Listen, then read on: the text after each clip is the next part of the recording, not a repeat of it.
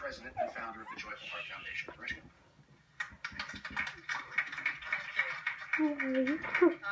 Thank you, DA Vance, for the kind words.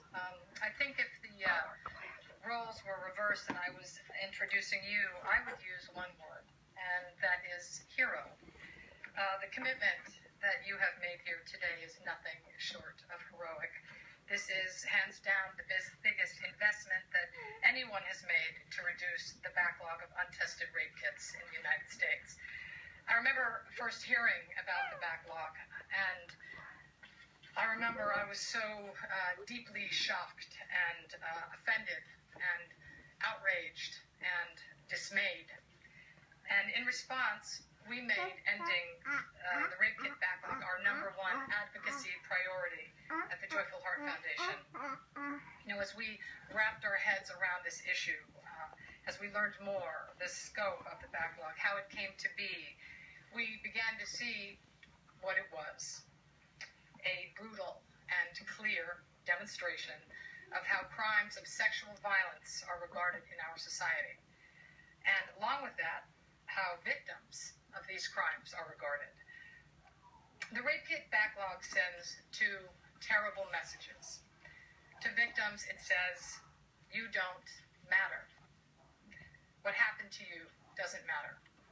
And to criminals, it says, what you did doesn't matter. Testing the kits reverses those two messages. At long last, and yes, after much time, but at long last, survivors hear the message, you do matter. What happened to you matters. Your cases matter.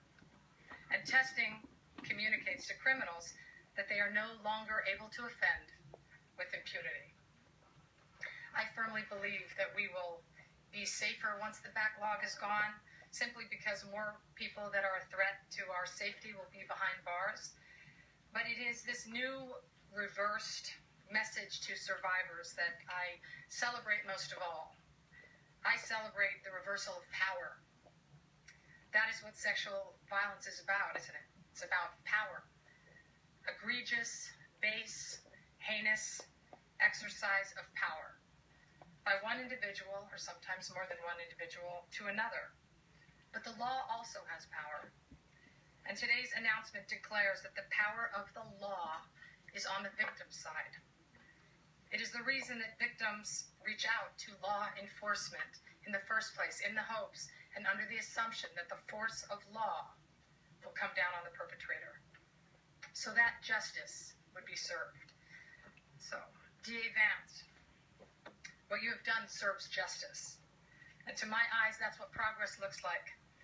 But progress, by definition, means that there's lots of work to be done. And in this case, a lot of work to be done. And testing is only the first step. So based on test results, there is a staggering number of witnesses to track down, case files to analyze, suspects to pursue, and survivors to re-engage with care, with expertise, and with compassion. Jurisdictions who want to do the right thing, who apply and receive funding through the DA's program, still need to fund those critical next steps. The funding to take those next steps being considered by Congress right now. So the investment announced today is a powerful complement to the $41 million proposed budget measure to fund the work that cities need to do and states need to do once they have the rape kit testing results back. We are so grateful to the President. We are so grateful to the Vice President and their leadership on this issue, and to the leaders of the U.S. House of Representatives, the Senate, for recognizing that survivors deserve to experience the power of the law.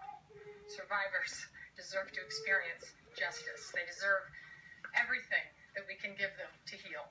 So, Mr. District Attorney, the word advocate means literally that one who calls out on behalf of another. So on behalf of all of those who are working so hard on this issue, and on behalf of the survivors that we are so honored to serve. I knew it. I She's gonna cry. I say thank you for your heroism. I knew she was gonna cry.